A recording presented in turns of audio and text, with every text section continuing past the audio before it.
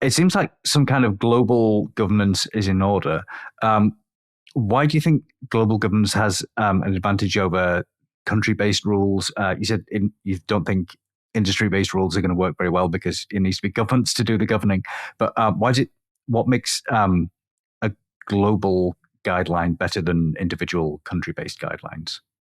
Then it's just fragmented. It's dispersed as we see it already now. It's first of all, it's only global north regions, countries that are kind of setting their norms, but they're also in terms of jurisdiction and applicability. It's only limited territorially, whilst the technology is not bound territorially. It's very transboundary, and again, all of this fragmentation of actors can happen obviously across countries, across continents. So it's very inefficient to have one country regulating something, whilst they can just, very well just move, not even physically, just like the VPN, and that's it, And so that's the problem, and why we need this international governance, so that it's, it can permeate everywhere, so that everyone starts from the same kind of boundary rules. What are the red lines? As long as we have that, all the details could be specified. Obviously, states have their own sovereignty and so on, but we do need to adapt to a global governance regime, because otherwise, it's just not going to be effective at all. It's going to be absolutely useless. Yeah, I'll add to that. Look, I think that there are some areas that global governance are absolutely indispensable.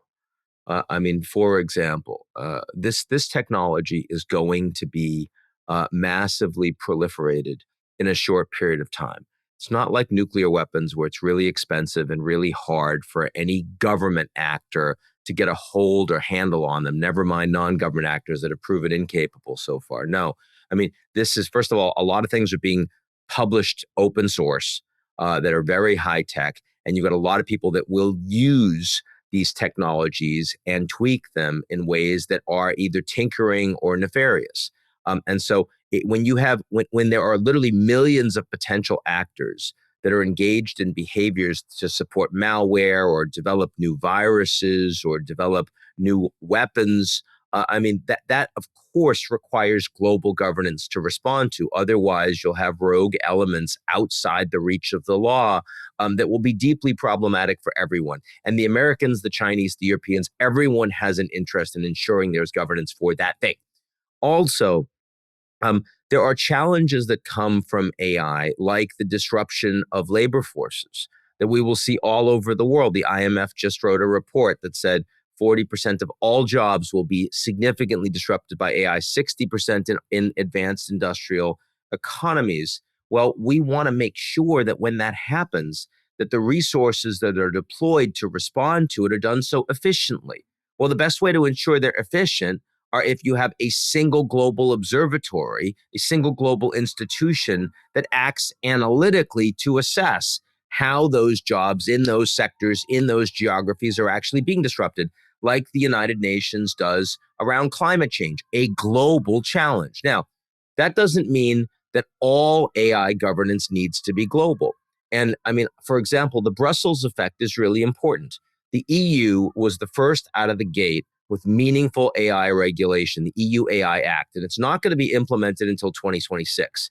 But just the fact that they're already floating it, given how important the EU is as the world's largest common market, means companies that dominate AI are already planning to orient their AI practices towards it. They don't want to wait until it's too late, until the last minute. They need to kind of get ready for it. And individual governments that are big, that drive significant AI governance themselves, can have knock-on implications for corporations and other governments around the world. So just because it isn't global or isn't global when it starts, doesn't mean we throw it out.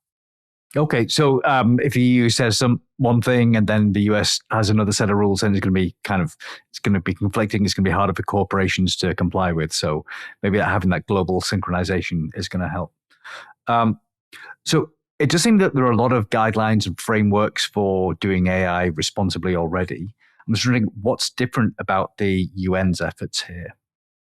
that it is global, that it is universal, that we have the legitimacy of the United Nations and everything it stands for.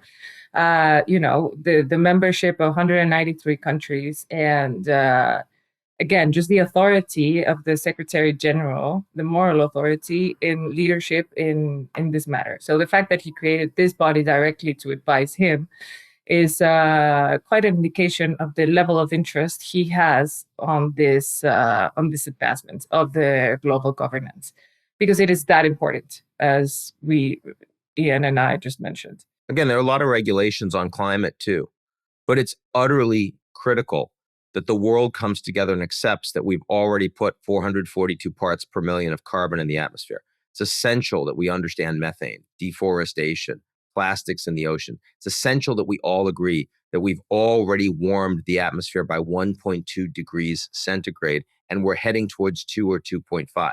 You cannot get global responses to global challenges unless you have global agreements on what the problem is.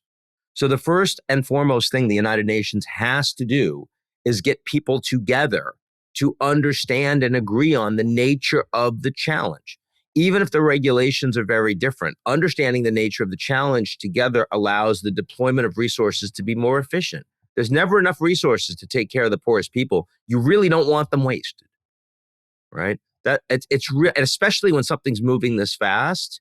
I can't tell you how important it is that you have the United Nations trying to get everyone together to agree on the nature of the challenges.